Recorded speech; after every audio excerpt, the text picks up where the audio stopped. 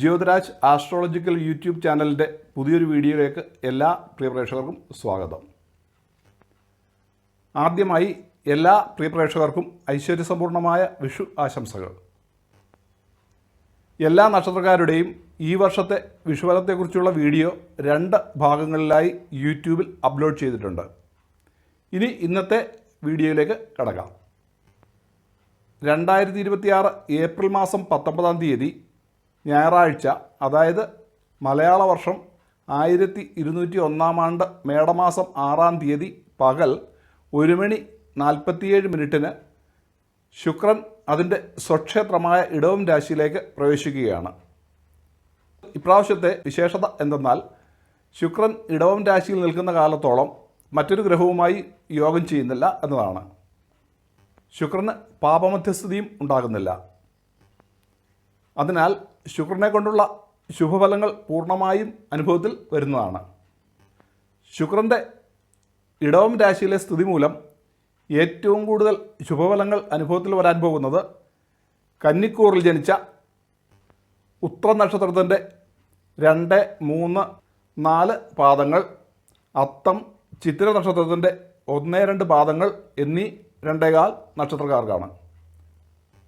ശുക്രൻ ഇവരുടെ കൂറിൻ്റെ 2-ാം ഭാവാധിപൻ അഥവാ ധനസ്ഥാനാധിപനും 9-ാം ഭാവാധിപൻ അഥവാ ഭാഗ്യസ്ഥാനാധിപനുമാണ്.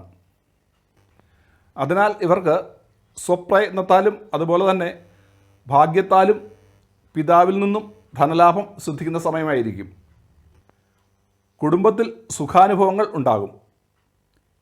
ധാർമ്മികമായ കാര്യങ്ങൾ നടപ്പിൽ വരുത്തുകയും വിശിഷ്ട സ്ത്രീകളെ കൊണ്ടുള്ള ഗുണാനുഭവങ്ങൾ കിട്ടുകയും ചെയ്യും. വിദ്യാർത്ഥികൾക്ക് ഈ സമയം ഏറ്റവും നല്ലതാണ്. ഈ സമയം മനസ്സന്തോഷം ഉണ്ടാവുകയും ഭാഗ്യാനുഭവങ്ങൾ ഉണ്ടാവുകയും ദാനധർമാദികൾ ചെയ്യുകയും ചെയ്യും. കുടുംബത്തിൽ മംഗളകരമായ കാര്യങ്ങൾ എന്തെങ്കിലും നടക്കുന്നതിനുള്ള സാധ്യതയുണ്ട്. ഏർപ്പെടുന്ന മിക്ക കാര്യങ്ങളിലും വിജയസാധ്യതയുണ്ട്. പിതൃതുല്യരായ ആൾക്കാരിൽ നിന്നോ ഗുരുക്കന്മാരിൽ നിന്നോ ഭാഗ്യാനുഭവങ്ങൾ ഉണ്ടാകും. ഭാഗ്യകുറിയോ അഥവാ ഭാഗ്യത്താൽ കിട്ടാവുന്ന മറ്റ് ധനലാഭമോ ഉണ്ടാകും. രണ്ടാമതായി ഏറ്റവും കൂടുതൽ ശുഭഫലങ്ങൾ കിട്ടാൻ പോകുന്നത് കർക്കിടകക്കൂറിൽ ജനിച്ച പുണർന്ന നക്ഷത്രം 4-ാം പാദം, പൂയം, ആയില്യം എന്നീ നക്ഷത്രക്കാർക്കാണ്. ഇവർക്ക് ശുക്രൻ ഇവരുടെ കൂറിൻ്റെ 11-ാം ഭാവത്തിലാണ് സഞ്ചരിക്കാൻ പോകുന്നത്. അതിനാൽ ഇവർക്ക് പല പ്രകാരത്തിലുള്ള ധനലാഭവും വിശേഷിച്ച് മാതാവിൽ നിന്നോ മാതൃതുല്യരായ ജനങ്ങളിൽ നിന്നോ ധനലാഭം സിദ്ധിക്കുന്നതാണ്. ഈ സമയം പുതിയ വീട് പണി തുടങ്ങുന്നതിനോ അഥവാ വീട് നവീകരിക്കുന്നതിനോ സാധ്യതയുണ്ട്. പുതിയ വാഹനങ്ങളും ഈ സമയം വാങ്ങാവുന്നതാണ്. മാതാവിൽ നിന്നും മാതൃതുല്യരായ ആൾക്കാരിൽ നിന്നും സുഖാനുഭവങ്ങൾ ഉണ്ടാകും. ബന്ധുജനങ്ങളെ കൊണ്ട് പല പ്രകാരത്തിലുള്ള ഗുണാനുഭവങ്ങൾ ഉണ്ടാകും.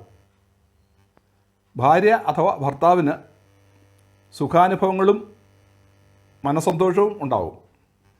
മനസ്സിനിഷ്ടപ്പെട്ട ഭക്ഷണപാനീയങ്ങൾ ലഭിക്കുകയും സുഗന്ധദ്രവ്യങ്ങളോ വസ്ത്രാഭരണാദികളോ ലഭിക്കുകയും ചെയ്യാം.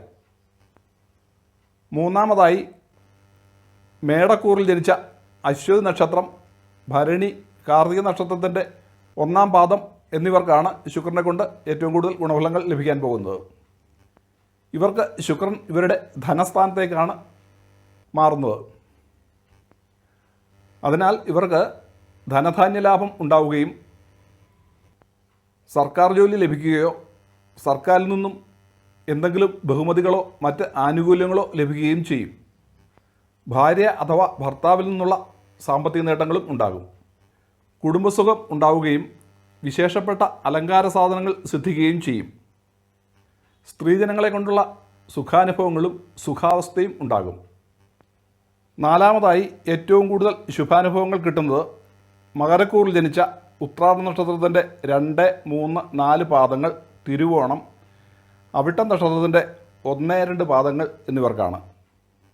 ഇവർക്ക് ഇവരുടെ കൂറിൻ്റെ 5-ാം ഭാവത്തിലേക്കാണ് ശുക്രൻ രാശി മാറുന്നത്. അതിനാൽ സന്താനങ്ങളെ കൊണ്ടുള്ള സാമ്പത്തിക നേട്ടങ്ങൾ ഉണ്ടാകും. മനസ്സന്തോഷവും ബന്ധുമിത്രാദികളിൽ നിന്നുള്ള സഹായ സഹകരണങ്ങളും ഉണ്ടാകും. സന്താനങ്ങൾക്ക് ജോലിയും മറ്റും കിട്ടുന്നതിനോ ജോലിയിൽ സ്ഥാനക്കയറ്റത്തിനോ സാധ്യതയുണ്ട്. സ്വന്തം കർമ്മക്ഷേത്രത്തിൽ കൂടുതൽ മികവ് തെളിയിക്കുന്നതിനും അതുവഴി സൽകീർത്തി ഉണ്ടാകുന്നതിനും സാധ്യതയുണ്ട്. ജോലി ചെയ്യുന്നവർക്ക് അതിൽ കൂടുതൽ കഴിവ് തെളിയിക്കുവാൻ കഴിയും. ഇതുവഴി മേലധികാരികളുടെ പ്രീതി സമ്പാദിക്കുവാനും കഴിയും. അഞ്ചാമതായി ഏറ്റവും കൂടുതൽ ഗുണാനുഭവങ്ങൾ കിട്ടാൻ പോകുന്നത് കുംഭക്കൂറിൽ ജനിച്ച അവിട്ട നക്ഷത്രത്തിൻ്റെ 3-4 പാദങ്ങൾ, ചതയം, പുരുരുട്ടായ നക്ഷത്രത്തിൻ്റെ 1, 2, 3 പാദങ്ങൾ എന്നിവർക്കാണ്. ഇവർക്ക് ശുക്രൻ ഇവരുടെ കൂറിൻ്റെ 4-ാം ഭാവത്തിലേക്കാണ് രാശിപരിവർത്തനം നടത്തുന്നത്. അതിനാൽ ഇവർക്ക് ബന്ധുജനങ്ങളുമായുള്ള സൗഹൃദം വർദ്ധിക്കുകയും ബന്ധുബലം വർദ്ധിക്കുകയും പ്രതാപത്തോടുകൂടി ജീവിക്കുകയും ചെയ്യുന്നതിനുള്ള യോഗമുണ്ട്. ഇവർക്ക് പിതാവിൽ നിന്നും ഭാഗ്യാനുഭവങ്ങൾ സിദ്ധിക്കുന്നതിനും ഗൃഹം മോടി പിടിപ്പിക്കുന്നതിനും സാധ്യതയുണ്ട്. പുതിയ വാഹനങ്ങൾ വാങ്ങുകയും ചെയ്യാം. ജനങ്ങളുമായി കൂടുതൽ സ്നേഹത്തിൽ കഴിയുകയും ശരീര സൗഖ്യവും മറ്റ് സുഖാനുഭവങ്ങളും ഉണ്ടാകും. പുതിയ ഗൃഹത്തിൽ താമസം മാറുന്നതിനുള്ള യോഗവുമുണ്ട്. മാതാവിൽ നിന്നും പിതാവിൽ നിന്നുമുള്ള സ്നേഹവാത്സല്യങ്ങൾ കൂടുതൽ ലഭിക്കും. ആറാമതായി തുലാക്കൂറിൽ ജനിച്ച ചിത്തിര നക്ഷത്രത്തിൻ്റെ 3-4 പാദങ്ങൾ, ചോതി, വിശാഖ നക്ഷത്രത്തിൻ്റെ 1, 2, 3 പാദങ്ങൾ എന്നിവർക്കാണ് ശുക്രനെ കൊണ്ട് കൂടുതൽ ഗുണാനുഭവങ്ങൾ സിദ്ധിക്കാൻ പോകുന്നത്. ശുക്രൻ ഇവരുടെ കൂറിൻ്റെ 8ാം ഭാവത്തിലേക്കാണ് രാശി മാറുന്നത്. അതിനാൽ ഇവരുടെ സാമ്പത്തിക സ്ഥിതി മെച്ചപ്പെടുകയും ദമ്പതിമാർക്കിടയിൽ കൂടുതൽ ഐക്യമുണ്ടാവുകയും ദാമ്പത്യ സൗഖ്യം ഉണ്ടാവുകയും ചെയ്യും. സ്ത്രീജനങ്ങളിൽ നിന്നുള്ള സഹായ സഹകരണങ്ങൾ ഉണ്ടാവുകയും വീട്ടിലേക്ക് ആവശ്യമുള്ള ഗൃഹോപകരണങ്ങൾ വാങ്ങിക്കുകയും ചെയ്യും. ഭാര്യ അഥവാ ഭർത്താവിൽ നിന്നുള്ള സാമ്പത്തിക നേട്ടങ്ങളും ഈ സമയം പ്രതീക്ഷിക്കാം. ഏഴാമതായി മീനക്കൂറിൽ ജനിച്ച പൂരുരുട്ടായ നക്ഷത്രം 4-ാം പാദം, ഉത്രട്ടാതി, രേവതി എന്നീ നക്ഷത്രക്കാർക്കാണ് ശുക്രനെ കൊണ്ട് ഗുണാനുഭവങ്ങൾ ലഭിക്കാൻ പോകുന്നത്. ഇവർക്ക് ഇവരുടെ കൂറിൻ്റെ 3-ാം ഭാവത്തിലേക്കാണ് ശുക്രൻ രാശി മാറുന്നത്. അതിനാൽ ഇവർക്ക് സഹോദരന്മാരിൽ നിന്നും പിതാവിൽ നിന്നും സാമ്പത്തിക നേട്ടങ്ങൾ ഉണ്ടാകും. ജനങ്ങളിൽ നിന്നും സ്നേഹബഹുമാനങ്ങൾ ലഭിക്കും. സഹോദരങ്ങളെ കൊണ്ടും പിതാവിനെ കൊണ്ടുമുള്ള സുഖാനുഭവങ്ങൾ ഉണ്ടാകും. ശാരീരിക ഉന്മേഷവർദ്ധനവും എല്ലാ കാര്യങ്ങളിലും ഉണർന്ന് പ്രവർത്തിക്കുകയും ചെയ്യും. ഇവർക്ക് ഈ സമയം എന്തെങ്കിലും സ്ഥാനമാനങ്ങൾ ലഭിക്കുന്നതിനുള്ള സാധ്യതയുമുണ്ട്.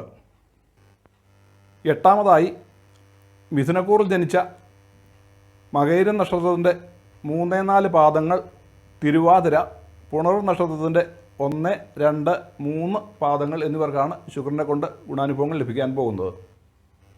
ശുക്രൻ്റെ ഇഷ്ടഭാവമായ 12-ാം ഭാവത്തിലേക്കാണ് ശുക്രൻ രാശി മാറുന്നത്. അതിനാൽ ഇവരുടെ ധനവരവ് വർദ്ധിക്കുകയും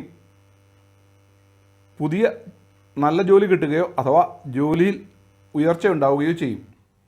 ഇവർക്ക് സന്താനങ്ങളിൽ നിന്നുള്ള സാമ്പത്തിക നേട്ടങ്ങളും സുഖാനുഭവങ്ങളും ഉണ്ടാകും.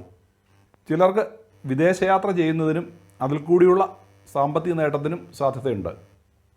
ഇവർക്ക് പുതിയ വസ്ത്രങ്ങളോ ആഭരണങ്ങളോ ലഭിക്കുകയും ചെയ്യാം.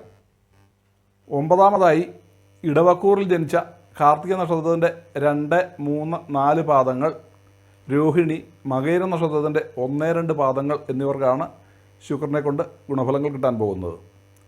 ഇവർക്ക് ശുക്രൻ ജന്മരാശിയിലായാണ് സഞ്ചരിക്കുന്നത്. അതിനാൽ ഇവർക്ക് സ്ത്രീകളെ കൊണ്ടുള്ള സുഖാനുഭവങ്ങൾ വർദ്ധിക്കുകയും ശയനസുഖം ഉണ്ടാവുകയും ചെയ്യും. ഭാര്യ അഥവാ ഭർത്താവിന് സൗഖ്യവും അവരിൽ നിന്നുള്ള സാമ്പത്തിക നേട്ടങ്ങളും ഉണ്ടാകും. മത്സരങ്ങളിൽ നിന്നോ പന്തയം വഴിയോ സാമ്പത്തിക നേട്ടങ്ങൾ ഉണ്ടാകാം. വിശേഷ വസ്ത്രങ്ങളോ സുഗന്ധദ്രവ്യങ്ങളോ ലഭിക്കാം. ഇഷ്ടപ്പെട്ട ഭക്ഷണപാനീയങ്ങൾ ലഭിക്കുകയും ശാരീരിക സുഖം വർദ്ധിക്കുകയും ചെയ്യും. ശത്രുക്കളിൽ നിന്നുള്ള ഉപദ്രവങ്ങൾ ഈ സമയം കുറഞ്ഞു കിട്ടും.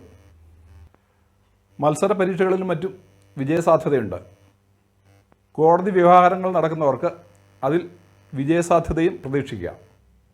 മേൽ പറഞ്ഞവയൊക്കെയാണ് ശുക്രനെ കൊണ്ട് കിട്ടാവുന്ന ശുഭഫലങ്ങൾ. 14/5/2026 വരെ ശുക്രൻ ഇടവം രാശിയിൽ തുടരുന്നതാണ്.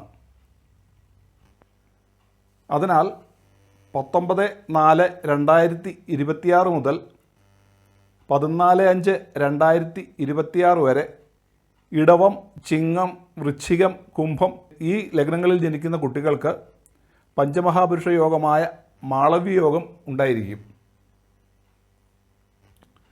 ചിങ്ങക്കൂറിൽ ജനിച്ച മകം, പൂരം, ഉത്രം നക്ഷത്രത്തിൻ്റെ ആദ്യ പാദം എന്നിവർക്കും വൃശ്ചികക്കൂറിൽ ജനിച്ച വിശാഖ നക്ഷത്രത്തിൻ്റെ 4-ാം പാദം, അനിഴം, തൃക്കേട്ട എന്നീ നക്ഷത്രക്കാർക്കും ധനുക്കൂറിൽ ജനിച്ച മൂലം, പൂരാടം, ഉത്രാട നക്ഷത്രത്തിൻ്റെ ആദ്യ പാദം എന്നീ നക്ഷത്രക്കാർക്കും ശുക്രൻ്റെ ഇടവൻ രാശിയിലെ സ്ഥിതി കാരണം ശുഭഫലങ്ങൾ അനുഭവത്തിൽ വരുന്നതല്ല. ഇവർക്ക് ശുക്രനെ കൊണ്ട് എന്തെങ്കിലും ദോഷാനുഭവങ്ങൾ അനുഭവത്തിൽ വരികയാണെന്നുണ്ടെങ്കിൽ അവർ മഹാലക്ഷ്മി ഭജനവും ശുക്രൻ്റെ കീർത്തനങ്ങളോ ശ്ലോകങ്ങളോ ജപിക്കുകയും ചെയ്യുക. ഈ സമയം നല്ല ദശാസമയമോ അപഹാര സമയമോ നടക്കുന്നവർക്കും മറ്റ് ഗ്രഹങ്ങൾ ചാരവശാൽ ഇഷ്ടഭാവത്തിൽ സഞ്ചരിക്കുന്നവർക്കും ഈ ഫലങ്ങൾ അതേപോലെ അനുഭവത്തിൽ വരുന്നതാണ്. അല്ലാത്തവർക്ക് ഈ ശുഭഫലങ്ങളിൽ ആനുപാതികമായ കുറവുണ്ടാകും. അപ്പോൾ ഇന്ന് ഈ വീഡിയോ ഇവിടെ നിർത്തുന്നു.